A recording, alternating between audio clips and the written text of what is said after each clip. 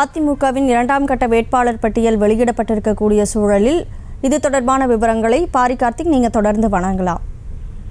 வணக்கம். அதிமுக தனது 2ஆம் கட்ட வேட்பாளர்களை அறிவித்திருக்கிறது. அதிமுகவை பொறுத்தவரைக்கும் ஏற்கனவே கூட்டணி கட்சிகளான எஸ்டிபிஐ, புதிய தமிழகம், தேமுதிக என கட்சிகளுக்கான அந்த 7 இடங்கள் மொத்தமாக ஒதுக்கீடு செய்யப்பட்ட நிலையில் அதிமுகவினுடைய வேட்பாளர் பட்டியலானது தற்போது முழுமையடைந்திருக்கிறது. அதிமுக தனது 2ஆம் கட்ட பட்டியலின் மூலம் முழுமையாக அந்த நிறைவு தெரிவிக்கிறது. ஏற்கனவே அதிமுக சார்பில் நேற்றைய தினம் 16 தொகுதிகளுக்கான வேட்பாளர்கள் அறிவிக்கப்பட்டிருக்கிறார்கள். ஏற்கனவே 7 இடங்கள் கூட்டணிக்கு கொடுக்கப்பட்ட நிலையில் மீதமிருக்கிற வேட்பாளர்களை தரிப்புவது அதிமுக அறிவித்திருக்கிறது. திருவண்ணாமலையை பொறுத்தவரைக்கும் கலியபுரம் அவர்கள் வேட்பாளராகவும், பொள்ளாச்சியை பொறுத்தவரைக்கும் கார்த்திகேயன் அவர்கள் வேட்பாளராகவும் அறிவிக்கப்பட்டிருக்கிறார்கள். அதே போல சிவகங்கையை பொறுத்தவரைக்கும் சேவியர் தாஸ் அவர்கள் வேட்பாளராக நியமிக்கப்பட்டிருக்கிறார்.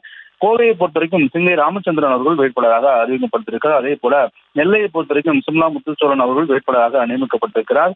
மயிலாடுதுறையை பொறுத்தவரைக்கும் பாபு அவர்கள் வேட்பாளராக நியமிக்கப்பட்டிருக்கிறார். அதிமுகவினுடைய வேட்பாளர் பட்டியலான தொடர்ச்சியாக வந்து கொண்டிருக்கும் சூழலில் தூத்துக்குடியை பொறுத்தவரைக்கும் சிவகாமி வேலுமணி அவர்கள் வேட்பாளராக நியமிக்கப்பட்டிருக்கிறார். நீலகிரியை பொறுத்தவரைக்கும் லோகேஷ் தமிழ்ச்செல்வன் அவர்கள் வேட்பாளராக நியமிக்கப்பட்டிருக்கிறார். தர்மபுரியை பொறுத்தவரைக்கும் அசோகன் அவர்கள் வேட்பாளராக நியமிக்கப்பட்டிருக்கிறார். அதிமுகவினுடைய புதிய முகங்களுக்கு நிறைய முறை வாய்ப்பு கொடுக்கிற அடிப்படையில் தற்போது திருச்சியை பொறுத்தவரைக்கும் கருப்பையா அவர்கள் வேட்பாளராக நியமிக்கப்பட்டிருக்கிறார்.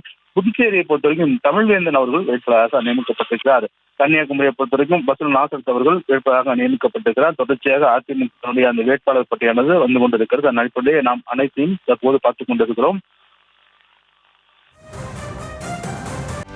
செய்திகளை உடனுக்குடனும் துல்லியமாகவும் தெரிந்து கொள்ள சப்ஸ்கிரைப் பண்ணுங்க.